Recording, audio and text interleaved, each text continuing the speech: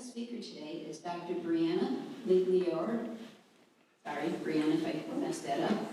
She is a neuroscientist, writer, and mom of 2 young daughters. Many of us know her as the swaddled mom because she walked around for a long time with that little one swaddled into her chest. She has earned her PhD in neuroscience, studying the brain circuits involved in reward and addiction. Today, she brings that scientific grounding together with her lived experience as a parent, educator, and advocate, navigating the realities of modern overwhelm. She publishes reflections on her Substack, Dysregulation Nation, and is currently writing a book about how human connection regulates our nervous systems and how that regulation can heal individuals, sustain movements, and protect democracy. So please welcome Brianna up here for it.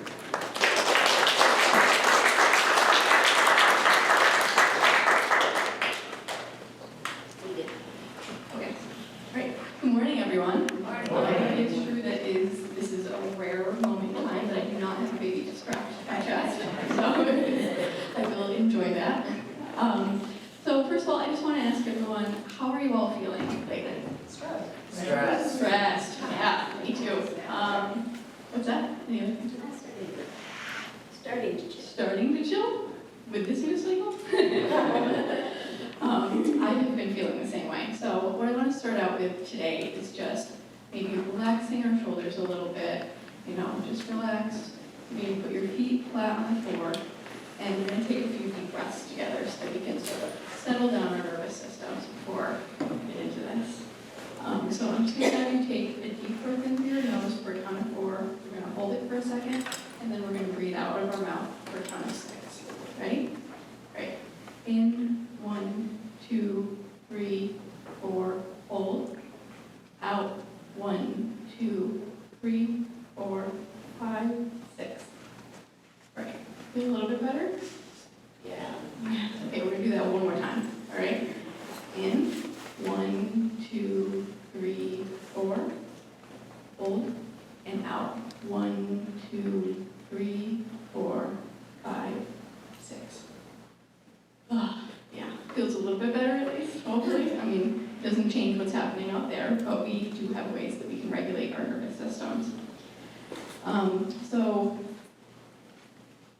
what I want to talk about today is something important that I think is just as important as organizing protests and postcards and all of the organization that we do here every month. And that is talking about how we're all holding up right now in ways that we can sustain ourselves through this moment in history. Because I have been feeling very overwhelmed lately, and I'm pretty sure that I am not the only one. Lately, my brain has been a whirlwind of thoughts. I sort of yo-yo between thinking democracy will endure, the arc of history bends towards justice, all of these very optimistic, beautiful thoughts.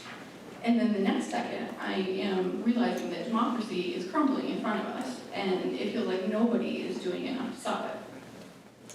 Then I start worrying about whether my daughters will grow up in a democracy or a dictatorship, and should I be making backup plans to move to Canada? And even if we don't end up in a dictatorship, should I move to Canada anyway? Because how am I supposed to raise my children in a world so rife with gun violence? And I think to myself, am I failing my children just by sending them to school?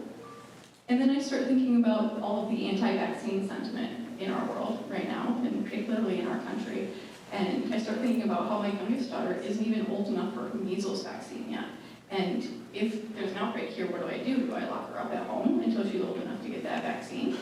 And then I start thinking about all vulnerable populations, the immigrants, the LGBTQ plus community, all the people whose existence is threatened right now. And I start thinking about all of the people who don't have the privilege, who don't have the financial means to think about moving to Canada or fleeing right now. And then I start worrying about whether I'm doing enough to help them, or not enough, or maybe too much of the wrong types of activism. And then my brain whiplashes right back to my own family. Should I be saving for their college fund, or should I be saving for an escape fund?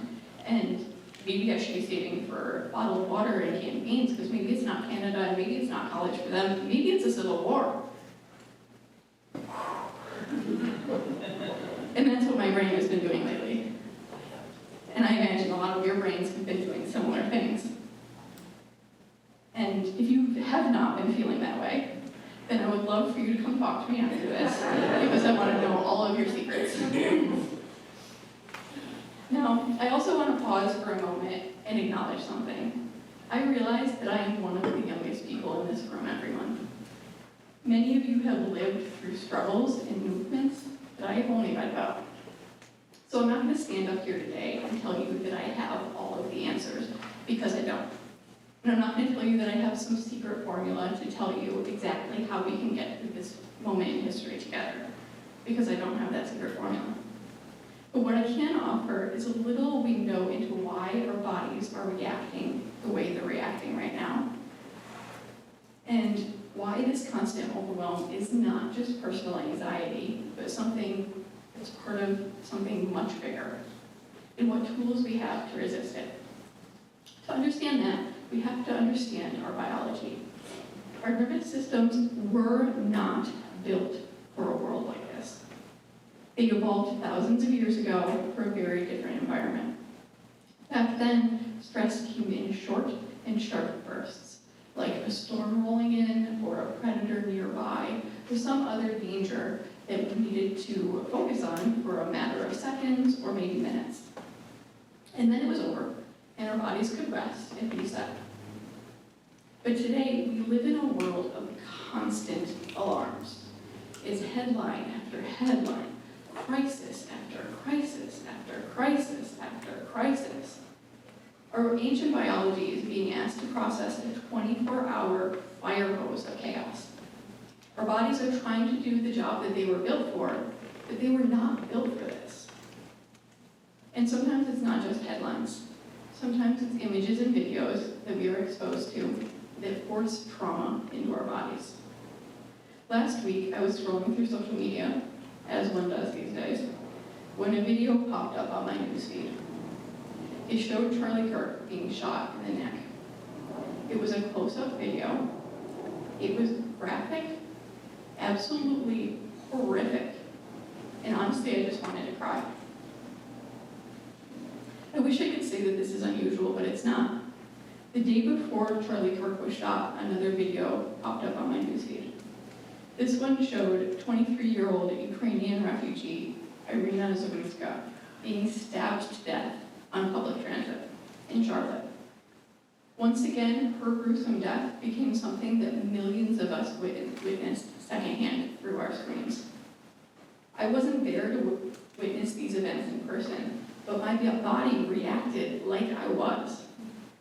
My heart started pounding, my stomach clenched, and my hands started shaking. Because that is what our nervous systems do. We're left with the raw fear, the shock, and the alarm, with no outlet. Over time, this constant state of alarm wears us down. It's a kind of trauma by proxy, absorbed through images and stories, yet no less real in its impact. And research backs this up. After the Boston Marathon bombing, researchers found that people who consumed many hours of bombing-related media actually showed more acute stress symptoms than some people that had actually been at the bombing in person. Think about what this means. We don't have to experience traumatic events in person for our bodies to feel and react as though we are experiencing the trauma firsthand. And this isn't just an isolated case. Researchers have found similar things after 9/11 and during COVID-19. The more time people spend immersed in media coverage, the more distressed they become. And it doesn't stop there. Studies also show a vicious cycle in which media-driven distress drives more media consumption after the next tragedy, which in turn drives more distress. It's a vicious cycle. And with the current relentless news environment, we become so overwhelmed that it becomes nearly impossible to pull ourselves out of it. And part of this overwhelm is incidental, because we live in a world with other humans who are imperfect and often cruel and sometimes violent. But sometimes this overwhelm is intentional. Sometimes the chaos is manufactured, intentionally amplified, and weaponized on purpose. Because when our nervous systems are stuck in alarm mode, we are easier to control. Steve Bannon once described the strategy bluntly when he said, "The goal is to flood the zone with shit." The idea is to overwhelm people with so much chaos and so much fear that they collapse under the weight of it all. And it works, because it hijacks our biology. When our nervous systems get stuck in alarm mode, we call that dysregulation. And a chronically dysregulated public is too overwhelmed to protest, too mistrustful to work together, and too anxious to think about the next crisis. Viktor Orban in Hungary has used this exact same playbook, churning out endless migrant crises, cultural emergencies, most of which is manufactured, to keep people afraid. Authoritarian leaders everywhere rely on chaos not as a failure of leadership, but as a deliberate tactic. If you've been following the news the last 2 weeks, you'll notice that none of our current leaders call for unity. None of them attempted to unite the people of our country together to find common ground and ease political tensions and violence after the Charlie Kirk shooting. Instead, our president blamed the radical left lunatics and essentially poured gasoline onto an already out-of-control wildfire of political division. This wasn't accidental. And as we all know, it wasn't the first time he's done this. He, alongside J.D. Vance and numerous other Republican officials, have intentionally amplified fear and chaos. Because fear, chaos, and division benefit them. Fear, chaos, and division are an authoritarian's best friend. But it's not only important that we identify this as an intentional tactic, we need to be able to protect ourselves against it. Because this movement will not survive 3 more years, at a minimum, if we can't keep our nervous systems regulated. It's just not sustainable. So here's where we have hope. Our biology gives us a weapon too. Our nervous systems don't just collapse under collective panic and despair. They also sink under calm. My calm breath can steady yours, and your determination can anchor mine. Think of the civil rights movement. They didn't sing just for the heck of it. They sang to steady their bodies when dogs and fire hoses were unleashed on them, to hold each other in the face of terror so they could keep marching forward. And we need to embrace that same strategy. So if they flood the zone with chaos, we need to remember to embrace connection with each other and calm within our bodies. If they weaponize dysregulation, we need to weaponize regulation. So what does this look like for us, here and now? I have some ideas I'd love to share. Try breathing together before action, like we did at the start of this talk. Even just 30 seconds of shared breathing helps calm the nervous system and sharpen your focus. Try singing or humming together. Vibrations in the body activate a nerve called the vagus nerve. It's one of our body's natural calm-down systems. Yes, it takes a little more effort to organize a group song or a group hum than a fiery chant, but that effort is worth it. Instead of only checking headlines, check in on each other. Every time you feel the pull of checking the news cycle, consider reaching out to a friend instead. Ask them, how are you feeling today? Have you eaten? Have you slept? Can you relax your shoulders just a little bit? What's one thing that brought you joy today? These simple questions are important acts of care. Build joy into the fight. Movement, humor, music, and food are not just luxuries. They're essential survival strategies. Even if it sometimes seems impossible to look away from the horrors of the world for long enough to embrace joy, we need to do it. Joy, in and of itself, is a resistance strategy. Curate a counterfeed. If your newsfeed constantly dysregulates you, try making a separate social media account filled only with things that bring your system down instead of winding it tighter. Fill it with things like music, nature, art, or recipes. whatever calms your body. I actually have a secret secondary social media account that nobody knows about that I use for exactly this purpose, and it helps more than you might think. Choose your media wisely. And I think this might be one of the most important ones. The way we consume news matters.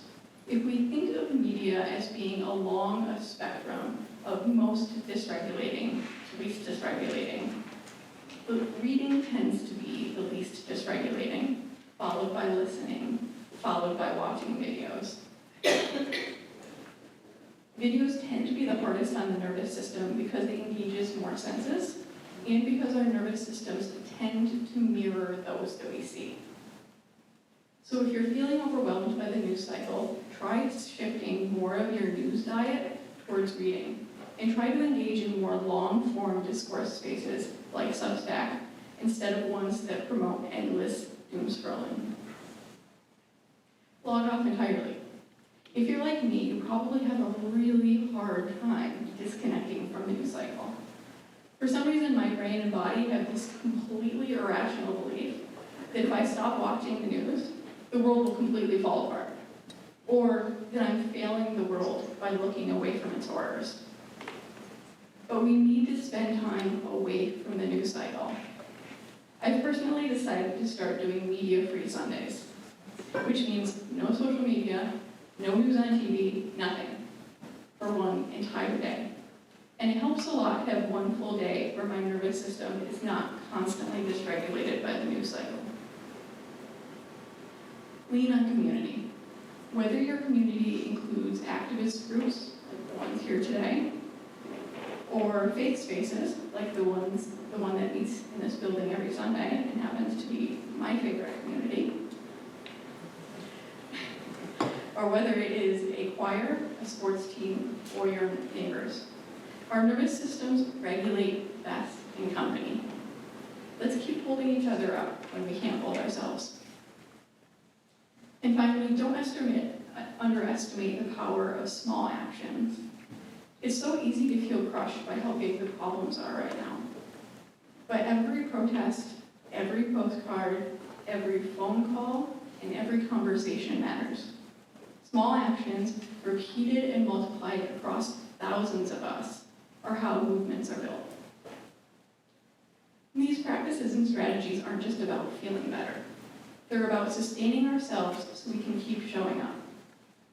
And with a minimum of 3 more years of this, we really need to protect ourselves and each other from burning out. So yes, let's shout when we must. Let's grieve when we must. And let's rage when we must. But let's also hum and sing and breathe and steady one another. Because the most important thing we can do right now in the face of our panic and fear being weaponized against us is to remember how to bring each other back from alarm and ground ourselves in calm, peace, and togetherness. And remember, authoritarians want us to believe that we are powerless. But history proves otherwise. Time and time again, ordinary people who cared enough to show up for each other have changed the course of history. We carry the same capacity within us. Our calm, connection, and love are stronger than their chaos, division, and hate. So, if you'd like to stay connected with me beyond today, I'm writing more about this on my Substack. QR code for that in the link are up there. And I know that the wisdom in this room goes far beyond my own. So if you have practices, stories, or strategies that have carried you through, I'd love to hear them after the meeting. So please come find me, let's share, let's connect, and let's keep learning from each other. Thank you. Stay calm, stay connected, and stay regulated.